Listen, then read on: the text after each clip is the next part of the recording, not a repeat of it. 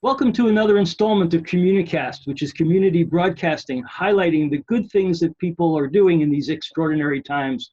And I am so excited to be here now with Mr. O from Smyth School. And I know Mr. O as the person who led me through the Lego club at the school as I worked with first and second graders. I should say he worked with the first and second graders, and I was an apprentice just trying to hold my own. And then moving on to what we now have is physical ed for remote learning. And I guess there's so many things we can talk about. He's got some incredible videos, and I'll put a couple of links out there. But this is a person who has taken kids who are sitting in their seats and parents are learning remote learning and all the difficulty with that, and creating that diversion, making PE and physical ed a really important part of the day. It's something that the kids that I'm working with here at home love to do and can't wait for that break. And they go, do we have a new video from Mr. O? So with that, let me introduce Mr. O. Hello. And tell us what you do at Smyth School and how you got to the point of creating these videos. Well, I'm the Phys Ed teacher at Smyth School. We're a K through 5 school. We also have a dedicated autism program. So when we went to remote learning, initially it was just what kind of things can I do for the kids that they can do at home. So the first video I did was a juggling video, and it was important that the stuff I used was just stuff the kids would have at home. So we started with these plastic shopping bags. And what's nice about those is they float down slowly, so you can kind of build that pattern and build that muscle memory. And then if especially for the younger kids, they may never get past the 2, where they won't get past them for a long time. Well, I have to tell you that the juggling program is my favorite. It saved me because I'm no better a juggler than some of the kindergartners or second graders that you were preparing that for. And having those bags float down slowly, we do it all the time now. We didn't need any special tools. It was amazing. Your top video, by the way, is Disco Fever. Yeah. The number of hits on it. And when that comes on, and we've repeated these videos frequently, everybody lines up. And we've centralized our grandkids here, and we're doing this one-shot deal at it.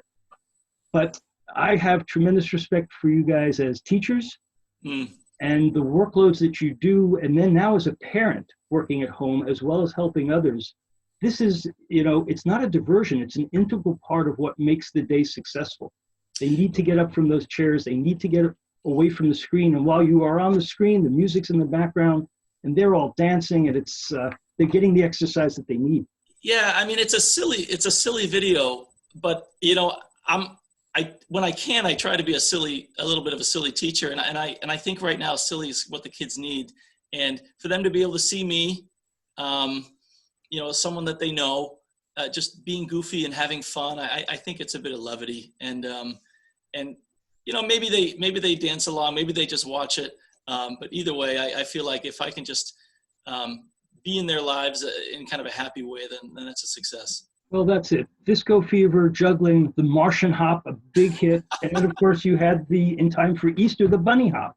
Yeah. And I didn't invent any of these dances, by the way. I'm not a creator. I try to learn them as best I can and present them for the kids. You're improvising and you're being creative with those things. And to me, that's one of the strongest messages that these kids are learning, is that anyone can grab something and run with it and make it fun, still communicate what you need to, still get the exercise in.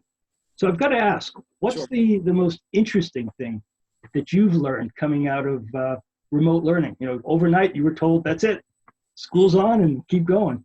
Well, I mean, at first it was kind of exciting. You thought, we're going to get a little time off. And then pretty much after the first 2 days because I have a first grade son, of doing the remote learning with him, and let me back. Two full-time jobs now. I want to go back.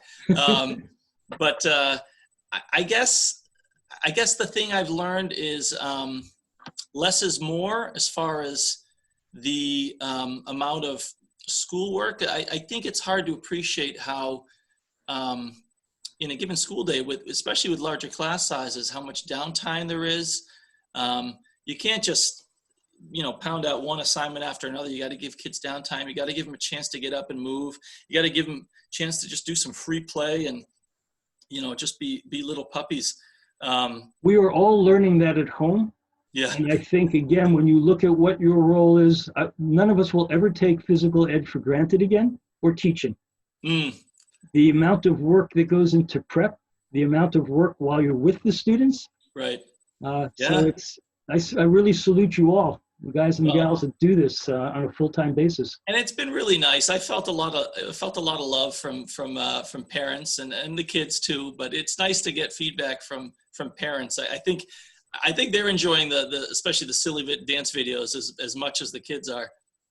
We're all participating. So thank you so much for spending time with us today. Continued success and continued good job. And we look forward to the next video in your series. Thanks so much. Take care now. All right. Cheers.